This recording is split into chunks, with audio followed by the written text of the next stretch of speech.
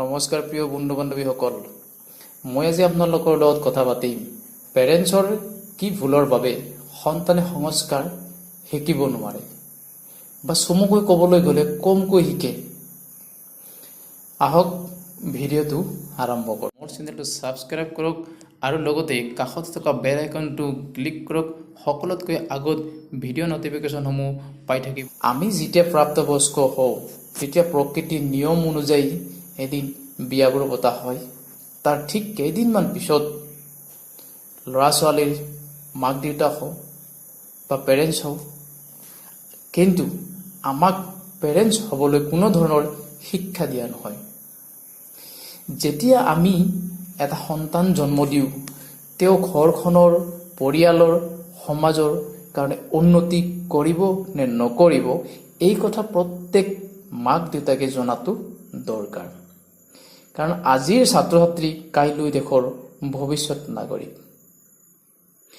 সন্তানজন ডাঙৰ দীঘল হোৱাৰ পিছত প্ৰত্যেক সন্তানৰ মাক দেউতাকে ল'ৰা ছোৱালী স্কুলত এডমিশ্যন দিয়ে বা টিচাৰ্ছৰ পৰা ৰিজাল্ট লয় আৰু ল'ৰাজন বা ছোৱালীজনীক সোধে যে তুমি কিমান নম্বৰ পালা, কিমান পজিশ্যন পালা, তোমাৰ পাৰ্চেণ্টেজ কিমান আহিল।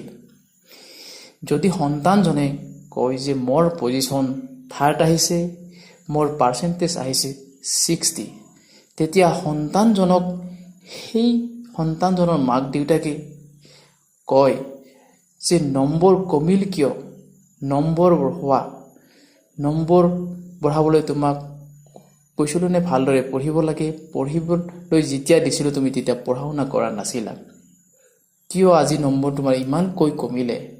কিন্তু তেওঁক তেনেকৈ কোৱাৰ আগতেই তেওঁ যিটো স্থান পাইছে বা যিমান পাৰ্চেণ্টেজ পাইছে সেইটোকে লৈ প্ৰথমতে কি কৰক, আপোনালোকে চেলিব্ৰেট কৰক।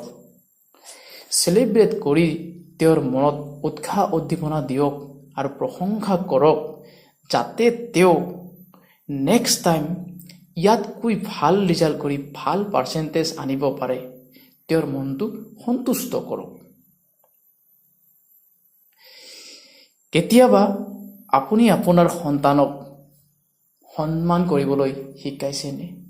যদি শিকাইছে, শিকোৱাৰ পিছতো সন্তানজনে কথা বতৰা নুশুনে, ডাঙৰক সন্মান নকৰে, ইয়াৰ কাৰণ কি আপুনি জানেনে? এবাৰ ভাবি চাইছেনে? যদি 4-5জন মহিলাই একলগ হৈ স্কুল বাছৰ বাবে ৰৈ আছে বা স্কুলৰ সন্মুখত সন্তানজনৰ কাৰণে ৱেইট কৰি আছে, কাৰণ আজিকালি ল'ৰা ছোৱালীক স্কুলত দিয়াৰ পিছত মাকসকলে স্কুলৰ সন্মুখত ৰৈ থকাটো এটা ফেশ্বন হৈ পৰিছে। যেতিয়া তেওঁলোকে ৰৈ থাকিব তেতিয়া তেওঁলোকৰ এটাই টপিক যে আপোনাৰ ল'ৰা বা ছোৱালীজনী বা সন্তানজন কোন ক্লাছত পঢ়ে, পজিশ্যন কিমান, টিউশ্যন দিছেনে, এনেধৰণৰ বিভিন্ন কথা বতৰা পাতে। কিন্তু তেওঁলোকৰ মাজত সংস্কাৰক লৈ কেতিয়াও কথা নাপাতে। বিনম্ৰতা কিদৰে শিকায় বা মা দেউতাকৰ প্ৰতি তেওঁলোকৰ আদৰ্শ কেনেকুৱা হ'ব লাগে, কম্পেশ্যনিক কেনেকৈ বনাওঁ, সহানুভূতিশীল কেনেকৈ শিকাওঁ, জ্ঞান কেনেকৈ দিব পাৰি, এই সন্দৰ্ভত সময় দিছেনে? যদি আপুনি দিয়া নাই তো কিয় কয় আজিকালি ল'ৰা ছোৱালীয়ে ডাঙৰক সন্মান নকৰে, কৰিব নাজানে, যুৱচামে সংস্কাৰ বুজি নাপায়? ঠিকেই, য'ত আপুনি বা মই ল'ৰা বা ছোৱালীজনক সংস্কাৰ দিবলৈ চেষ্টাই কৰা নাই, তো আপুনি কিয় কয়